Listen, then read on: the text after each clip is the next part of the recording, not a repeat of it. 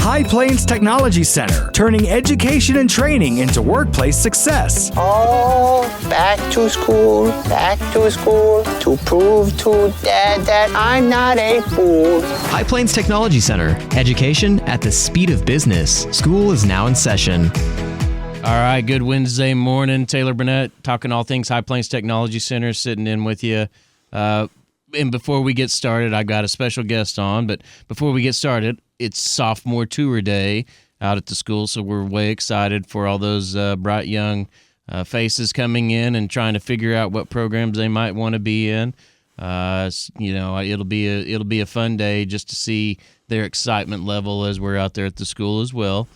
We had our Legacy Awards on Monday night, honored Beaver County with the award, and our service awards as well for the years of service for our internal staff.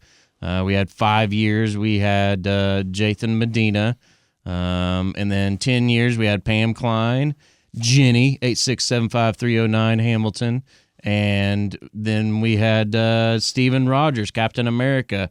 And then Carol Bradley is our board member, and she was there 30 years. So kind of a lot of people haven't been alive that long. So, and she's been a board member at High Plains Technology Center for 30 years. But we honored Beaver County, and it was neat to hear Representative Pat Sikowski speak about that and represent, just how it went down and his take on it. Because we always get to hear Barkley's take on it. You've heard Barkley's take on it on this show. We get tired of Barkley's take at times. I'll say that, because especially since he's not sitting next to me. But it was a wonderful night, combining all those two things into it. And it is Board Appreciation Month as well. People always, I'm planning on having one of them, if not two of them, on next week. People don't realize the work that board members put in. It is a lot. And guess what they get? Squat. So... but they get the honor of serving their community and serving their district and serving their area, and it is a thankless job, and we're grateful for them for sure. So now, here we are into it. I cut into the time because my guest, if those that know him, 15 minutes might not be long enough, all right? And especially when Yeah, so go ahead and introduce yourself. Oh, you're not going to introduce me? No, I let the guests introduce themselves. Well, I was waiting on you to do that. My name's Tony Haskins. Most of you, or many of you, know me. I have been at High Plains now for 28 years. I was going to say. And so I've been there a while myself. And what's your job, dude? I am the IT director at High Plains. And so we're going to talk a little tech today. Yeah, it's the Phil and Tony show back in the back. But Tony talks about 28 years, talks about his service, blows me away a lot because you really went into this feet first and learned a lot and how it's progressed. And I wanted to have Tony come on to talk a little bit about really things that are going on in the world, because even yesterday morning I get a text from the USPS saying, hey, there's a package for you waiting. Type in your yes, or type in your zip code, and let me know that you want this package. So Tony's going to talk a little bit about cybersecurity and the ways and things like that. And we might probably digress, but it'll just be two guys talking at times. But I really want just to showcase what things are going on. Between the hedges? Exactly, without a doubt. Between the hedges. Between two ferns. That's what it is. No, it's not that. I wish I was as cool as Zach Galifianakis, but actually I think I'm okay. I like being Taylor Burnett. I don't think I've ever seen the show. It's great. It is very fun. I just know the title. Once again, this is what happens. We digress. Okay. So go ahead, Tony. Talk a little bit about kind of cybersecurity and what people can do to safeguard it and what they need to look out for as well. Well, as everyone knows, there are a million and one ways that you can get scammed, you can get taken, you can that happens on a computer, on a phone, over a phone call, via a text message, via instant messenger, you name it. There are millions of ways that can happen, and I always said if those people that are doing those things would put those talents to use, we could move mountains. But instead, they're trying to take something that is not theirs in many cases. Believe it or not, I tell this a lot to students when I'm talking to them. Your data, just your information, is valuable in many ways, and not just to steal your money, although that's the primarily way, but even just knowing your information, it's marketable first on the dark web, and yes, that is a real thing. I know they portray it in the movies and things, but it is a real thing, and things are bought and sold there that are illegal to transact every day, and part of that is stolen information: credit cards, birth dates, social security numbers, names, addresses, phone numbers. I tell students a lot of times that a hacker just needs 3 or 4 pieces of information, and they can go a long ways to stealing their identity, and that, their name, any address they've ever lived at, their birth date, and then, of course, if they have a social security number or a driver's license number, they can open credit cards in your name. They can take control. They might be able to call the bank and convince them to give access. Hey, this is Tony, and I forgot how to get into my bank account. Can you help me? And all those are called phishing scams, and there's lots of terms. There's phishing and vishing and smishing and on and on and on, but it just really forms of phishing. Yes, exactly. Yeah, everybody knows. They probably heard that term, but it's literally what it sounds like. They're casting the bait, hoping somebody takes the hook. And they're preying upon people that are a little bit vulnerable a lot of times. Yes, and that's what's probably irritating. Like you said, they're not doing any good. We know that scam artists have been around forever. The snake oil salesman back in the days have been around forever. It's not any different, except these people are using a computer and a phone with things. And when you talk about the phishing scams, what's some ways to kind of – I love the way you kind of explain it. If you get an email, it's pretty easy to figure out if it's legit because it'll look legit, correct? But what's one of the best ways to find out that it's not?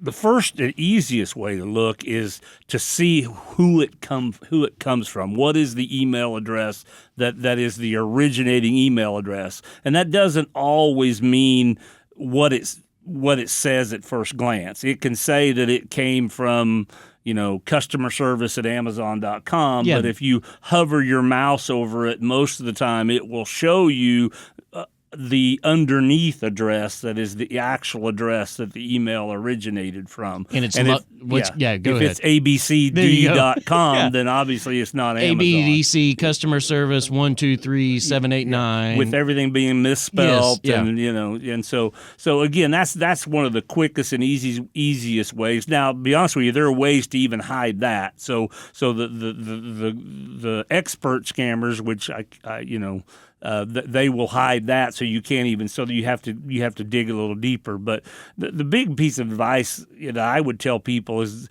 be very cautious about clicking on any hyperlink in an email. If you're trying to get to your financial institution or a business, Amazon, heck, I don't even know if JCPenney's is still a thing, but JCPenney's, whatever, yeah, you're right. I am showing my age. Yeah. Okay. TJ Maxx still is. I was trying to think. You're old too. So. Yeah. But just the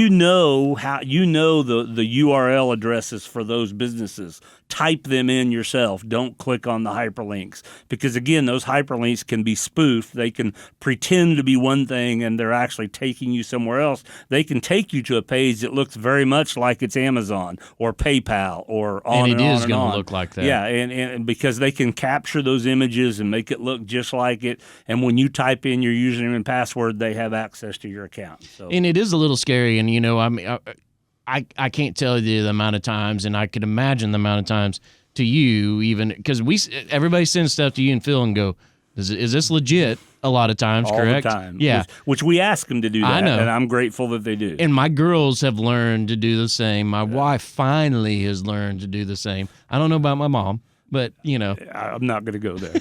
So it's a little scary. And this is then when it gets personal because we all know someone that's been taken advantage of. We do. I get phone calls all the time. Hey, my son or daughter is off at college. This message popped up on their computer, and it said to call Microsoft, so they called Microsoft. And I'm like, no, they didn't call Microsoft. You know, and so I mean, those things happen all the time, every day. If anybody's seen The Beekeeper, there isn't anybody around here that lives like that can take care of all those problems for you. But I wish. I know. I love that movie that much just because I've always. What is it? The Denzel, the Equalizer? Yeah, kind of the same deal. Yeah. I mean, you know, and that's the thing is, you know, it's there's good people trying to do good to battle against that.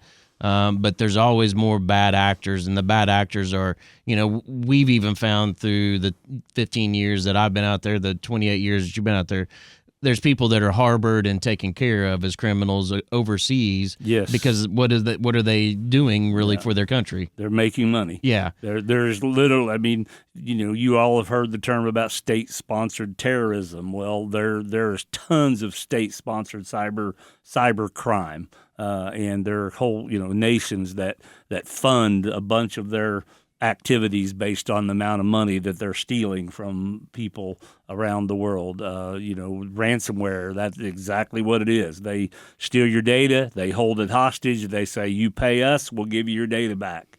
And that often goes to those type of nations. And, you know, it's cell phones. Everybody thinks Apple is very, you know, it's impenetrable. It is very much so. You can get, you know, hacked not on that. impenetrable. There you go. Yeah. And Facebook, social media is probably one of the worst, really, when it comes down to it, because someone's always out there phishing and trying to scam, and I just hate it as well. And it can continue. It can seem really nice for a while, and it can go on at times as well. You know, most people think that their social media account doesn't really matter. It's not that big a deal. It's just pictures. It's just, you know, but you know, as I shared with you earlier today, you know, it's if someone gets control of your social media account, they can pretend to be you. Yep. And so now all of your friends, now putting quotations around that, you can't see quotations on the radio, but you know, yeah, it doesn't do good. That obviously, you know, when they're pretending to be you, they can convince your friends that I had just something just recently. Someone said they were selling something I was interested in on Facebook, and well, that's great. It's a great price. Yes, I'm interested. Well, someone else had control of their social media account. It was not them selling it, and so you know so if I would have taken the bait, they wanted a deposit to hold it. Now they just took money out of my bank account, and you're never getting that back. You're never getting that back. You know, and so that's, you know, especially now, I know that Christmas time is always a big time, but this is even a bigger time when it comes up to tax season as well, coming up with this, and that's why I kind of wanted to do this. Tax fraud is a big deal. Yeah, and, you know, Senator Langford works very hard on behalf of cyber warfare and cybersecurity folks, and it's good to have someone in D.C. representing Oklahoma do so. So, Tony, say like something does happen, what do you think what's the first recommendation that you would say? Well, obviously, it depends on what type of event it was. You know, if you feel like your credit card was compromised, then the first thing you should do is call the credit card company. If it's your bank card, you should call your bank. You know, you should immediately change passwords on any account that you think might be compromised. And the trick there is if you have used the same password on multiple accounts, then you need to change that password, which, by the way, is a no-no. But if you have done that, you should change that password anywhere that password exists. You know, so if you have one password on Netflix and it's compromised, then you need to, but you also shared it with your bank, you need to change it both places. Don't ever share it. And you should not share passwords. So what's one thing you should always enable as much as you can? Multi-factor or two-factor authentication is a lifesaver. You should turn it on everything, social media accounts, email accounts, especially anything financially related. And multi-factor authentication is just simply a way to prove that it's you and only you logging in to the account. And, you know, it is very needed, and everybody says, well, it's a hassle, but guess what? It's something that can save your identity, and it doesn't take that long, and it's not that big of a deal. Anything else you want to kind of impart with leave on a high note? Are we already done? Yeah, we are. Man, I didn't get through any of my notes. I know. Well, yeah, no, I think that's good. Just again, think before you click. That's kind of a silly statement, but just be a skeptic about everything. and I will say, if you have a civic organization or a group that ever needs someone to come and talk to, that Tony is a wealth of information. He acts like he isn't. He thinks there's other people out there, but Tony really is, and he's great. He's a teacher at heart. So if you reach out to him, and you can always find him at Lincoln Avenue or at school, one of the two places. So. I had to look up this quote because I thought it was funny. An expert is someone who knows more and more about less and less until finally they know everything about nothing. Okay, there you go. There's the way to end. So everybody have a great rest of the week. Stay warm this weekend, and we'll see you next week.